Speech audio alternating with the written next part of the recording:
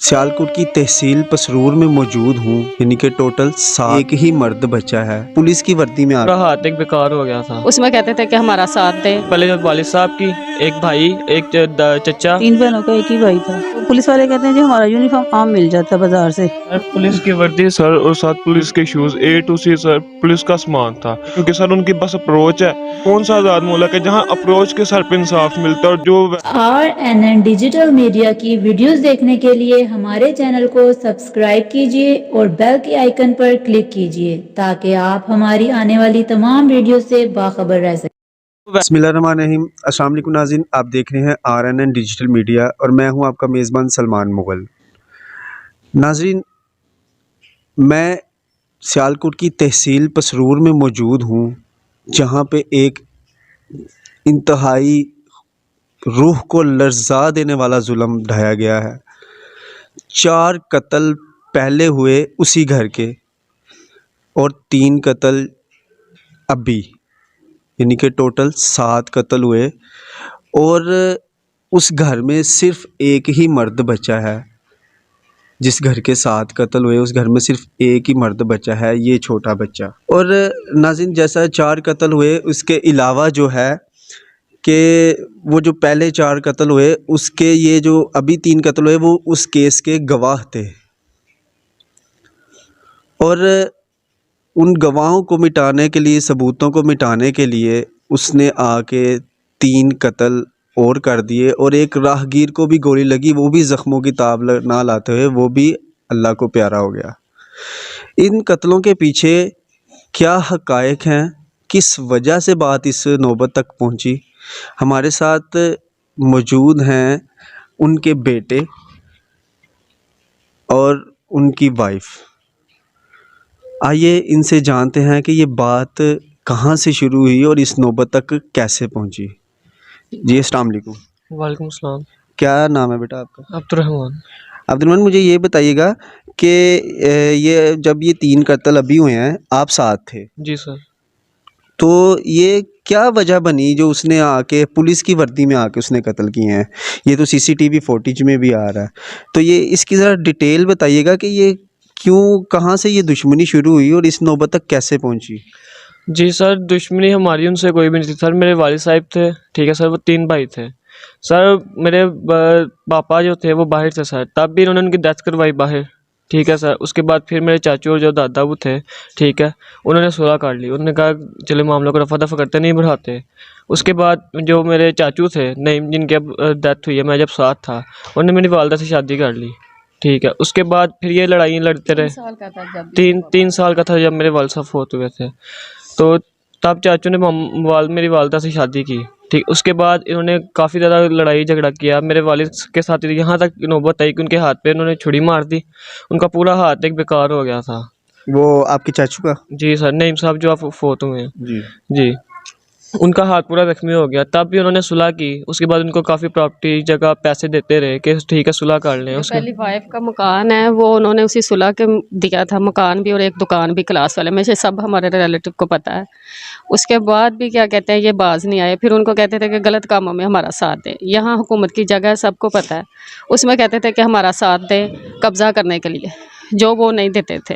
तो उनके शोरूम के बाहर आकर उन्हें गाली गलौज की है, बुरा भला का है। तो वो भी जाकर पूछने लगे कि हमें क्यों गाली गलौज किया। उन्हें ये तो अंदाज़ा नहीं था कि वो गन साथ लेकर आए हैं।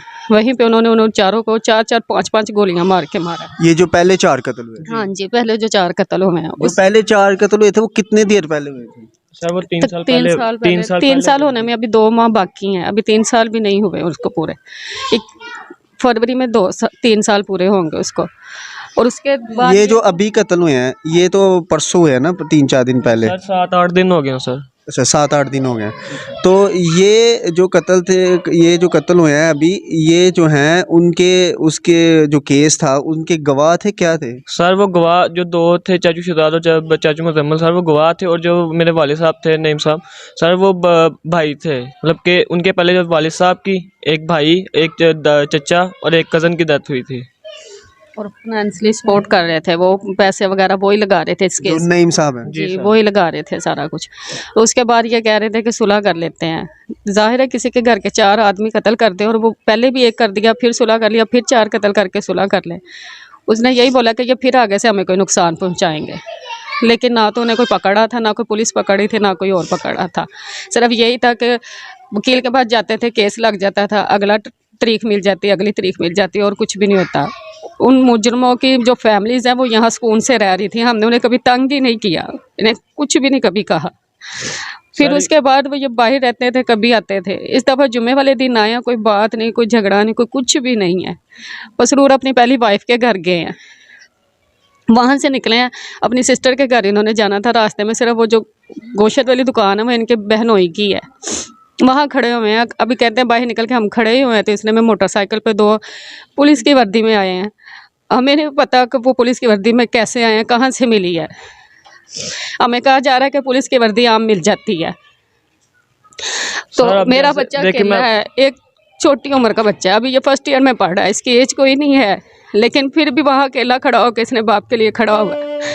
हम सिर्फ ये अपील करते हैं कि हमें इंसाफ चाहिए, लेकिन हमें यहाँ इंसाफ नज़र नहीं आ रहा। हमने अपना अल्लाह पे अदालत पे छोड़ दिया, अल्लाह इंसाफ देगा हमें। पुलिस कितना कोऑपरेट कर रही है? सर मैं आपको बताता हूँ, क्योंकि सर ये जब मर्डर हुए हैं, ये मेरे वालिद साहब और 2 जो सर गवाह थे, चाचू थे सर, ये मर्डर होने से सर 1 हफ्ता पहले मेरे दादा वो थे सर, उन्होंने जाके ना मुतलका SHO जो थाने का था सर, उसको इत्तला की थी कि हमने उनको वहाँ देखा है।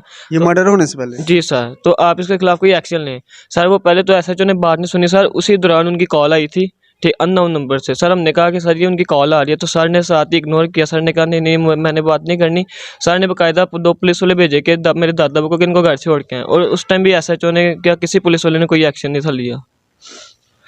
तो मुझे बस ये बताएं कि अभी क्या पुलिस का जो है इस मामले पे, जाहिर है 7 कत्ल। सर अब देखें सर, DPO साहब ने सर 7 दिन की टाइम लिमिट दी थी सर, आज 8वां दिन है सर, अभी तक पुलिस कह रही है कि हम कर रहे हैं। इस दफ़ा ये है कि पहले से ज़्यादा अच्छी प्रोग्रेस कर रहे हैं। पहले कुछ भी नहीं थी, पुलिस ने किया, लेकिन इस दफ़ा ये है कि हमें कुछ नज़र आ रहा है कि शायद वो पकड़ लें या उन्हें मार दें।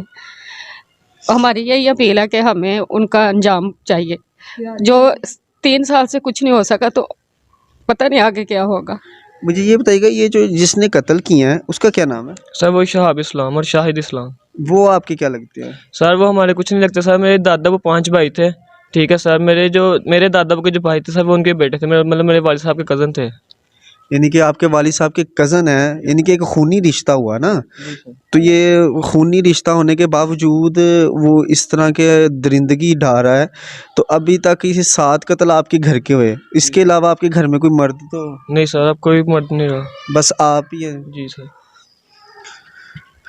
जी नाज़रीन, देखा कि कितना जुल्म और बर्बरियत ढाई गई, एक घर के 7 कत्ल कर दिए गए, और सिर्फ इस बिना पे कि ये घर ज़्यादा पैसे वाला था, उनके उल्टे कामों में साथ नहीं था देता। जिस तरह उनके लवाहिकीन का कहना है कि वो कहते थे कि हमारे जो हुकूमत की जगह है, जो गवर्नमेंट की जगह है, उस पर कब्ज़े के हमारा साथ दो, तो उन्होंने नहीं दिया। एक तो ये वजह बनी, और दूसरी वजह तो ये थी कि ये जो अभी लास्ट पे 3 कत्ल हुए हैं, 4 कत्ल तो पहले हुए थे, लास्ट पे जो 3 कत्ल हुए हैं, वो कत्ल जो हैं वो सिर्फ इस बेस पे किए गए कि वो उस पहले 4 कत्ल के गवाह थे। नाज़रीन, मेरे साथ एक बेवा मौजूद है, एक यतीम बच्चा मौजूद है। मेरी भी हुकाम बाला से ये गुजारिश है कि इनके साथ इनके जो केस है उनको ख़ुद नोटिस लेके इनके साथ जो है वो इंसाफ किया जाए। और सबसे पहले अब्दुर्रहमान भाई, और आखिर पे आपकी ये बात करना चाहूँगा कि आपके साथ हैं हम, मेरी पूरी टीम आपके साथ है। जिस जगह पे आपको मेरी ज़रूरत पड़ेगी हम हाज़िर होंगे, ठीक है?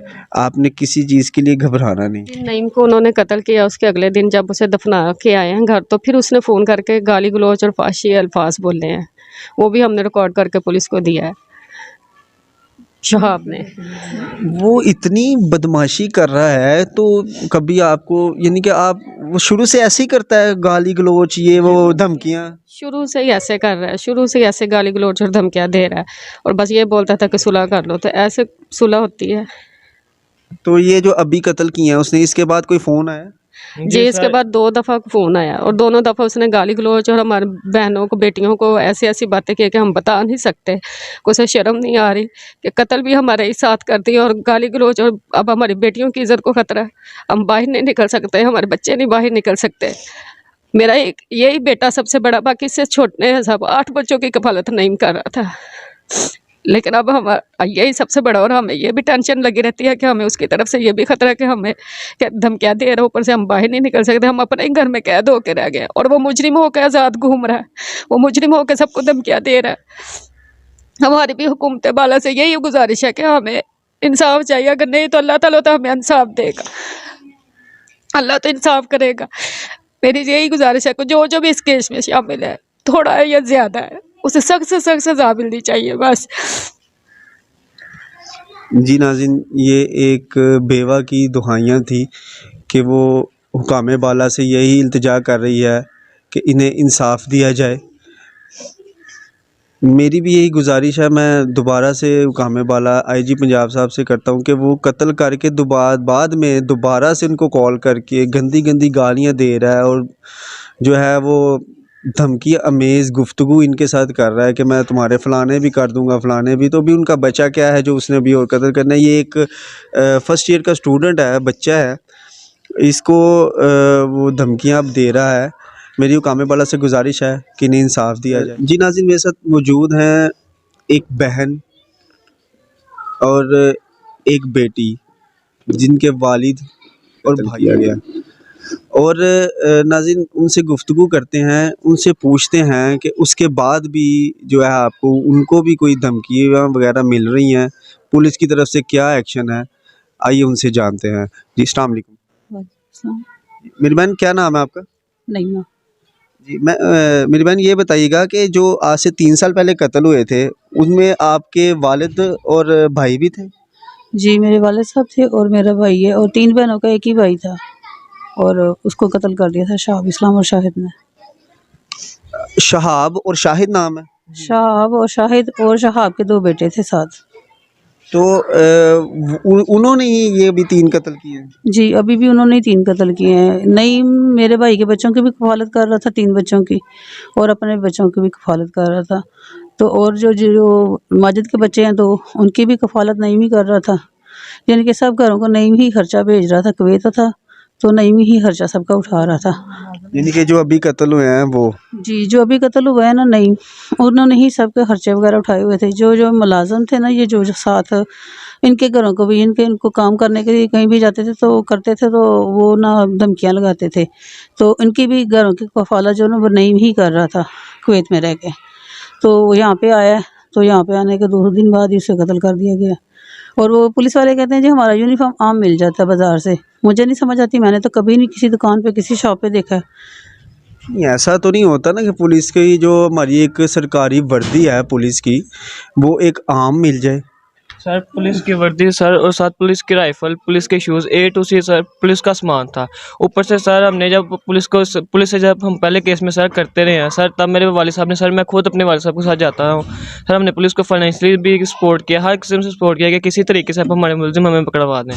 ठीक है, मेरे वालिद साहब ने जितने पैसे पुलिस वालों को खिला दिए कि शायद अब पकड़वा दें, अब पकड़वा दें, अब पकड़वा दें, लेकिन सर पुलिस पैसे ही खाती रही मेरे वालिद साहब से, उन्होंने कोई एक्शन नहीं लिया, कुछ भी नहीं किया। और अभी पुलिस ने आपको कोई सिक्योरिटी वगैरह दी है? जी सर, अभी तो फ़िलहाल तो पुलिस ने दी हुई है, लेकिन सर ये सिक्योरिटी सर तब तक ही होती है जब तक सर मैक्सिमम 2 हफ्ते या 3 हफ्ते के बाद सर ये भी सिक्योरिटी ख़त्म हो जाती है। ज़ाहिर है वो फिर इससे ज़्यादा से सुरूर में जब धरना दिया था मैयतों को रख के, उसके बाद दिया था। जिस दिन ये बना था ना इसका केस का मुद्दई, उस दिन ये बच्चा रात के 2 बजे अकेला पसरूर से घर आया था। किसी ने कोई नहीं थी सेफ्टी दी इसको। उसके बाद जिस दिन कत्ल हुए थे उसके बाद की बात, ये जो अभी रिसेंटली हुआ है? अभी जो कत्ल हुए हैं ना, इन्होंने कोई सिक्योरिटी नहीं थी दी, कोई पुलिस का एहलकार उसके साथ नहीं आया, कोई गाड़ी, ये बाइक पे चला के खुद घर अकेला आया। तो जिसमें हमने बोला कि किसी ने तुम्हें सेफ्टी नहीं दी, क्योंकि अभी मैयतें जो उधर पोस्टमार्टम के लिए पड़ी हुई थी। जब उधर से हमने पसरूर में धरना दिया, उसके बाद उन्होंने पुलिस वालों ने कहा जी हम आपको 2 बंदे दे रहे हैं कि हमारे पास नफरी कम है, हम 2 बंदे दे रहे हैं। अभी तो वो पुलिस वाले हमारे घर में बस। जी सर, जैसे कि सर अभी हमारे गांव के साथ सर छोटा सा गांव है सर, उस वहाँ सर एक मर्डर हुआ है और सर उन्होंने वहाँ 10 पुलिस वाले सर किए हैं, क्योंकि सर उनकी बस अप्रोच है।